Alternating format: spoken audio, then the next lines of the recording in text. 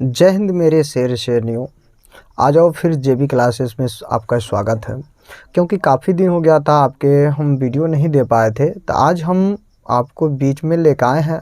बहुत ही अच्छा आज टॉपिक है जिसे हम कहते हैं वृत्तों से संबंधित क्षेत्रफल। जो वृत्तों से संबंधित क्षेत्रफल है, काफ़ी बच्चे इसमें परेशान रहते हैं। तो देखने को यही मिला कि काफ़ी लोग इसमें परेशान रहते हैं, तो मुझे लगा कि इस चैप्टर को आप तक पहुंचाना मेरा कर्तव्य बनता है।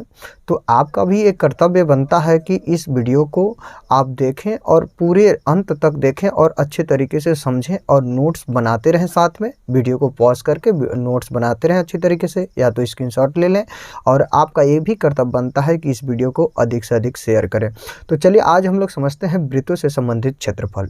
तो वृत्तों से संबंधित जो क्षेत्रफल अब कहने तो आ गया है वृत्त। देखिए पहला जो दिया है आपका वृत्त, तो वृत्त होता क्या है।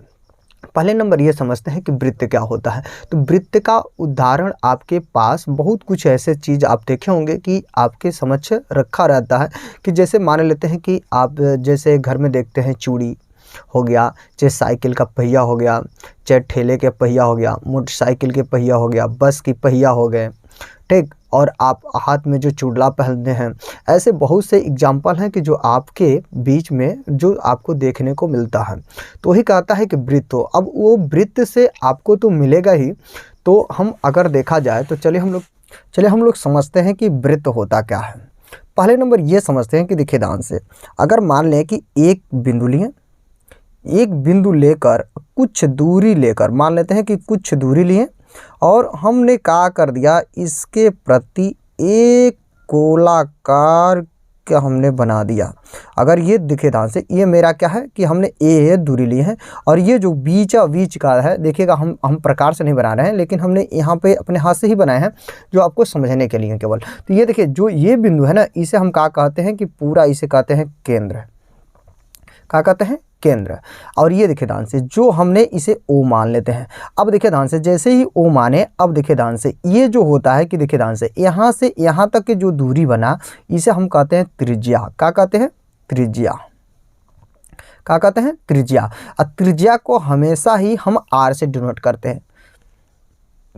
त्रिज्या को हम R से हमेशा ही डोनेट करते हैं। अब देखिए ध्यान से, जो त्रिज्या होती है, अब ये त्रिज्या देखिए ध्यान से, त्रिज्या अभी हम आपको कॉन्सेप्ट देंगे बहुत ही बेहतरीन। इसका हम कुछ शॉर्ट नोट्स भी आपको देने वाले हैं, तो इसलिए वीडियो को पास मत करिएगा, समझने की कोशिश करिए। तो देखिए ध्यान से, अब ये देखिए ध्यान से, हमने ये जो वृत्त बनाया, एक इसकी प्रधि, ये क्या बना, इसकी प्रधि हुई। मतलब ये पूरा अगर एक चक्कर लगाना हो, तो अगर मान लेते कि यहाँ से चालू किया, तो ऐसे हो करके पूरा चक्कर, एक चक्कर लगाने के लिए क्या होगा, यहाँ तक आना पड़ेगा उसको। तो एक चक्कर लगाया तो ये इनकी क्या बनी, प्रधि बनी। और ये देखिए ध्यान से, अगर मैं इसको पूरा अगर यहाँ से यहाँ तक के पूरा माने, तो ये जो है कि आपका क्या होगा कि अगर कहीं भी खींचे, देखिए मान यहाँ से हमने यहाँ पे ये खींचा और यहाँ पे ये खींच दिए, चाहे ये खींच दिए, चाहे ये खींच दिए, चाहे ये खींच दिए, चाहे कहीं भी इसमें खींच देते हैं, तो ये सब दूरियाँ, ये दूरी, ये दूरी, ये दूरी, ये दूरी, ये दूरी, ये दूरी, सब ही इसके क्या बनेंगे, त्रिज्या बनेंगे। और सब आपस में क्या होंगे कि बराबर होंगे। लेकिन अगर मान लेते हैं कि ये दोनों त्रिज्या मिला लें, तो ये क्या बनता है, वृत्त का व्यास बनता है। क्या बनता है? वृत्त का व्यास बनता है। जहां पे आएगा हम आपको जरूर बताएंगे। तो चलिए हम लोग आगे इसका नोट से देखते हैं।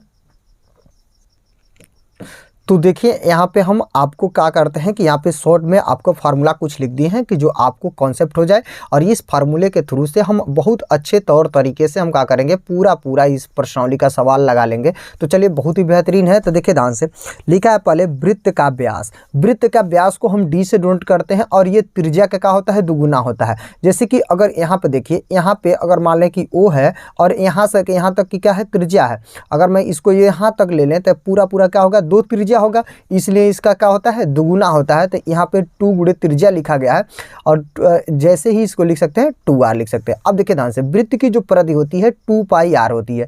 2 पाई r, यहाँ पे देखिए ध्यान से क्या लिखे है, 2 पाई आर, मतलब 2 पाई लगा देंगे और इसमें त्रिज्या के क्या होता है, इसमें मल्टीप्लाई हो जाता है।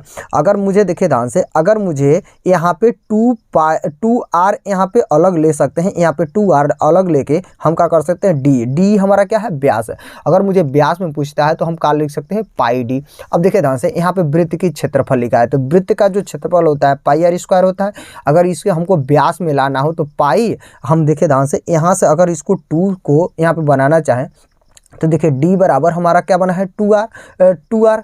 तो 2r, अगर मुझे r का मान चाहिए तो r बराबर हम लिख सकते हैं 2 को इधर भेजेंगे, तो 2 जैसे इधर जाएगा तो ये d बटा में क्या हो जाएगा, 2 हो जाएगा। तो हम यही वाला रूल यहाँ पे पुट करके हमने ये बना दिए। और जब हम जानते हैं कि d का स्क्वायर होगा 2 का वर्ग करेंगे तो 4 हो जाएगा।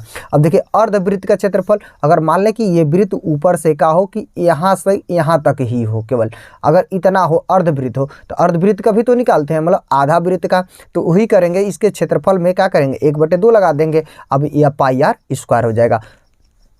अगर मान लें कि वृत्त का चतुर्थांश का क्षेत्रफल ज्ञात करना हो, चतुर्थांश के मतलब क्या हो गया, इसे 4 बराबर भागों में क्या करें, हम बांट दें। जैसे ही 4 बराबर भागों में बांटते हैं तो इनका क्षेत्रफल क्या होता है कि वृत्त के चतुर्थांश का क्षेत्रफल अगर ज्ञात करना हो तो 1/4 पाई आर स्क्वायर, मतलब ये 1/4 का मतलब क्या हो गया, एक पूरे गोले को 4 बराबर हिस्से में हमने क्या कर दिया, बांट दिए हैं। अब देखिए ध्यान से, अगर 2 मान लेते हैं कि 2 संकेंद्री वृत्तों का अगर आंतरिक क्षेत्रफल ज्ञात करना हो, मान लेते हैं कि कोई 2 वृत्त हो, अगर मान लें कि एक, देखिए ध्यान से, अगर मैं यहाँ पे बना रहा हूँ, एक वृत्त ये बन गया और एक वृत्त और इस पे बना दें कि 2 वृत्त बना दिए, तो मतलब संकेंद्रिक मतलब क्या होगा, एक ही वृत्त के अंदर 2 वृत्त हो गए। अब जैसे ही 2 वृत्त हो गए तो अगर मान लें कि इनकी त्रिज्या आर है, स्मॉल आर है, तो ये बड़े वाले की त्रिज्या कितने हो सकती है, कैपिटल आर हो सकती है।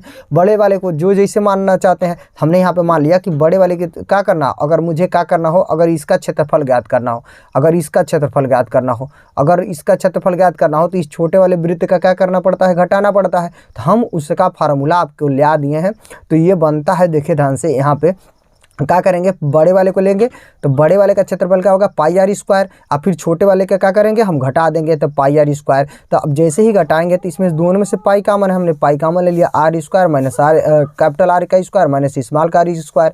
अब जैसे ही वहाँ पे कर लिए तो अब देखिए ध्यान से, जैसे ही पाई कॉमन ले लिए, अब यहाँ पे मेरा क्या बन गया कि फार्मूला बन गया। जैसे कि आप पढ़े हैं कि ए स्क्वायर माइनस बी स्क्वायर का फार्मूला क्या बनता है, एक कोष्टक में a प्लस बी, एक कोष्टक में a माइनस का b का फार्मूला ये बनता है। तो इस तौर तरीके से देख लीजिएगा कि ये फार्मूला बनता है। इस फार्मूले पे हमने क्या कर दिया, इसको तोड़ दिए, तो 2 में आ गया पाई, एक कोष्टक में r प्लस का, एक कोष्टक में r माइनस का हो गया। तो इस तरीके से हो गया। अगर देखिए ध्यान से, ये बहुत ही बेहतरीन है, लास्ट प्रश्नावली के जो इस प्रश्नावली के लास्ट क्वेश्चन है, इस पर लगाएगा तो बहुत ही बेहतरीन है। देखिए कह रहा है कि किसी घूमते हुए पहिए द्वारा 1 मिनट में लगाए गए चक्रों की संख्या ज्ञात करना हो तो हमको कैसे ज्ञात करेंगे, तो 1 मिनट में तय की गई दूरी बटा पहिए की परिधि। एग्जाम्पल समझते हैं। तो कह रहा है कि एक वृत्त का क्षेत्रफल ज्ञात कीजिए जबकि उस वृत्त की परिधि 22 सेंटीमीटर है, मतलब सेमी मतलब क्या हो गया, सेंटीमीटर है। तो देखिए ध्यान से, ये दिया है, बहुत ही बेहतरीन है। तो देखिए ध्यान से, हम इसको सोल्यूशन करेंगे तो कैसे करेंगे, तो देखिए सोल्यूशन कर रहे हैं, लिखेंगे पहले सोल्यूशन। तो देखिए ध्यान से, जैसे ही सोल्यूशन करेंगे तो हमको दिया क्या है, परिधि, तो हम लिखेंगे परिधि। तो परिधि हमारा कितना दिया है, 22 सेंटीमीटर, 22 सेंटीमीटर दिया है। अब परिधि का हमने फार्मूला ऊपर आपको यहाँ पे बताए थे कि वृत्त की परिधि क्या होता है, 2 पाई आर या पाई डी। तो हमको क्या पूछ रहा है, यहाँ पे कह रहा है कि वृत्त का क्षेत्रफल ज्ञात कीजिए जबकि उस वृत्त की परिधि इतना दिया है। तो हम जानते हैं कि परिधि बराबर कितना, हमको त्रिज्या अगर मिल जाता तो हम क्या कर सकते, क्षेत्रफल ज्ञात कर सकते हैं। तो इसको हम क्या करेंगे, तो यहाँ पे लिखेंगे क्या, परिधि का मतलब क्या हो गया, 2 पाई आर, और 2 पाई आर का मतलब क्या हो गया, यहाँ पे 22 सेंटीमीटर। अब देखिए ध्यान से, अब इसको क्या करते हैं, हमको आर को चाहिए, तो आर को ज्ञात करने के लिए हम इसको इधर भेजेंगे। तो आर बराबर लिख सकते हैं का 22 बट्टा में इधर आएगा तो 2 पाई इधर आ जाएगा, तो 2 से इसे काटेंगे तो देखिए ध्यान से 11 बार में जाएगा। तो आर बराबर आपका आ गया यहाँ पे 11 बट्टा में पाई। अब देखिए पूछ के आ रहा है हमसे वृत्त का क्षेत्रफल, तो हम लिखेंगे का वृत्त का क्षेत्रफल। तो वृत्त का जो क्षेत्रफल होगा, हमको जानते हैं कि वृत्त का जो क्षेत्रफल होगा कितना होता है, अब पाई आर स्क्वायर, क्योंकि आपको पहले ही बताया है। यहाँ पे देखिए ध्यान से, यहाँ पे देखिए ध्यान से, कह रहा है कि वृत्त का क्षेत्रफल, तो वृत्त का क्षेत्रफल कितना होगा, पाई आर स्क्वायर, तो पाई आर स्क्वायर। अब देखिए ध्यान से, अब पाई को रहने देते हैं। अब पाई आर का जो मान होगा, आर का मान हमारे यहाँ पे क्या निकल गया है, 11 बटा में पाई, 11 बटा में पाई। लेकिन यहाँ पे क्या करना है, स्क्वायर करना है। यहाँ पे क्या करना है, स्क्वायर करना है, क्योंकि square already pi r square है, इसलिए स्क्वायर करेंगे। तो यहाँ पे देखिए ध्यान से, एक पाई गुणे पे देखिए ध्यान से, यहाँ पे लिख सकते हैं 11 बटा में पाई गुणे 11 बटा में पाई। अब देखिए ध्यान से, एक पाई से एक पाई कैंसिल हो जाएगा, लेकिन ऊपर मेरा क्या बन जाएगा, इसका गुणा करेंगे तो ये हो जाएगा 100 आपका 21 बटा में पाई। तो ये आप मान भी रख सकते हैं, या तो यहीं पे आपका क्या हो जाएगा, आंसर भी दे सकते हैं। तो चलिए देखिए, इस तरीके से अगर आपको पूरा, अब हम लोग अगले वीडियो में प्रश्नावली इसका चालू करेंगे, बहुत ही बेहतरीन कॉन्सेप्ट है। तो चलिए हम मिलेंगे नेक्स्ट वीडियो में, तब तक आप अपना ख्याल रखिएगा। जय हिंद, जय भारत।